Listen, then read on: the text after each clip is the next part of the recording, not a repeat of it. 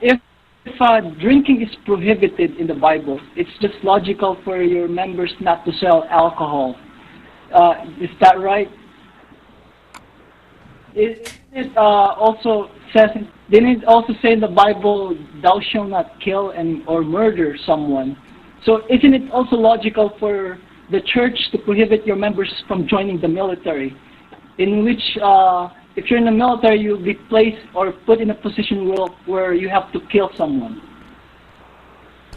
You see, I have known in medical science, especially in optometry, there are people who are short-sighted and there are people who are far-sighted. See? Yes, that's true. There are also questions which are far-sighted. There are also questions which are short-sighted. Nearsighted. But there is no problem about the question, whether it is short-sighted or long-sighted. What counts best is the answer. The answer must not be short-sighted or Far-sighted. far-sighted.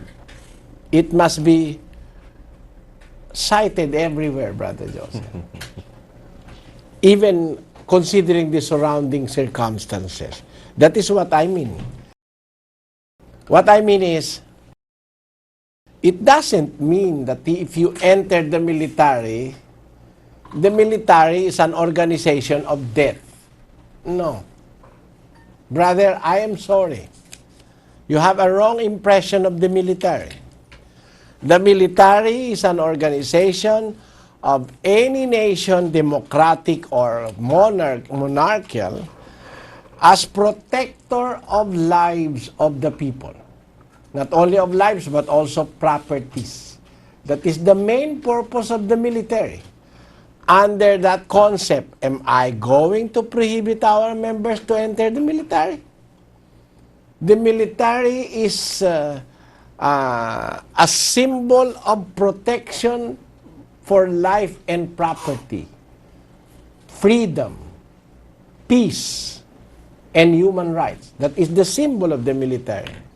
I do not know if you have gotten a wrong impression of the military, that it is an organization of killers and murderers. I'm sorry if that is your impression of the military. Like the impression of the Jehovah's Witnesses, who say that our members cannot enter the military because you will be put in a position wherein you will be compelled to kill. No, that is stupid. That is short-sightedness, Brother Joseph. Why, Brother Eli? Do you know there are people who are short-sighted, really? Yes. Let us read it from the Bible. 2 Peter chapter 1, verse 8. For if these things be in you and abound, they make you that ye shall neither be barren nor unfruitful in the knowledge of our Lord Jesus Christ. But 9. he that lacketh these things is blind, and cannot see afar off. Short-sighted. He that lacketh wisdom is blind, cannot see afar off. You see? There are those people whose sight is short-sighted, very short-sighted. They see the military only to kill. No, that's wrong. The opposite is the truth. Military, provided for by decent constitutions of any country in the world, are protectors of lives and properties and rights. Now, if you have to kill to protect another one's life, that cannot be a crime.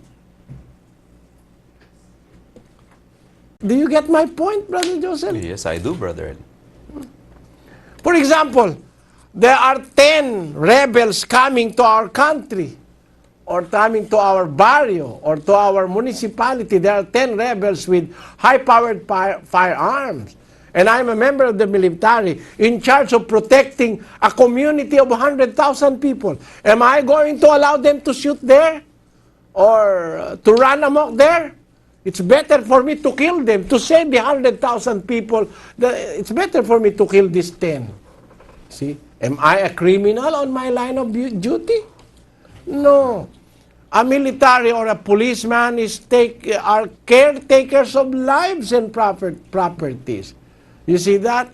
Anybody, any creature living on earth has the right to defend itself.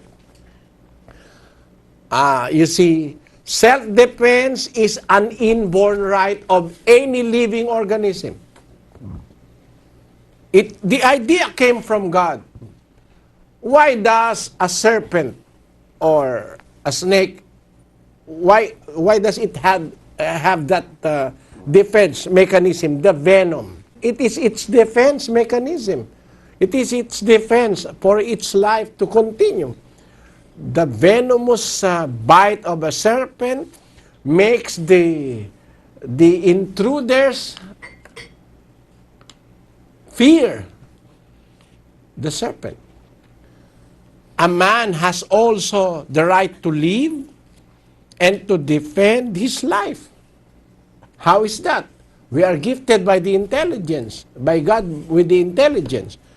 Although our hands cannot kill, but our hands can make arms, gadgets to protect ourselves. You see that? The purpose of the military is to protect lives and properties, rights, freedom, and peace. Based on that, you cannot accuse the military for being criminals. In fact, the Bible does not prohibit you to become a soldier. Let us read. 3:14 of the book of Luke says, And the soldiers likewise demanded of him, saying, And what shall we do? And he said unto them, Do violence to no man, neither accuse any falsely, and be content with your wages. what is the main teaching for soldiers?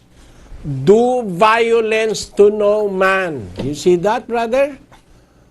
The real military or the real peacekeeping body in any land is being advised by the Bible not to do violence to no man. So you must not kill. You must not provoke violence. You must not kill. But if there are killers around, it is not your intention to kill them. Your intention is to protect the society that they might harm. Now, let me put it this way, brother, so that you can understand it more fully. In the Philippine scenario, I will go to the Philippines. The Philippine scenario is this. There are killers, murderers, robbers, extortioners, snatchers, etc. We have our policemen, our military members of the church. So many of them. I'm instructing our members to practice shooting. Practice shooting. Be sharpshooters, I told them. Why, Brother Eli? Be sharpshooters. You need to be a sharpshooter. Why? So that you may not kill people. Why do you have to be a sharpshooter so that you will not kill people? Remember that the military's noble purpose is to protect lives and properties, to defend the helpless and the unarmed civilians. Now, if there are intruders that may harm the innocent and the civilians, it is your duty to defend them. How do you defend them? Not by killing the criminals, but by apprehending the criminal, but by catching them and putting them in the arms of the law. How do you do that? Be sharpshooters. For example, if you have one criminal which have snatched a woman and making the woman as the hostage so that he cannot be apprehended, captured.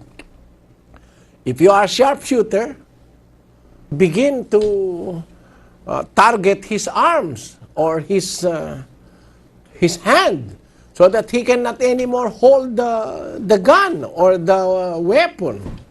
If you are a sharpshooter, there was a robber that is running with his loot.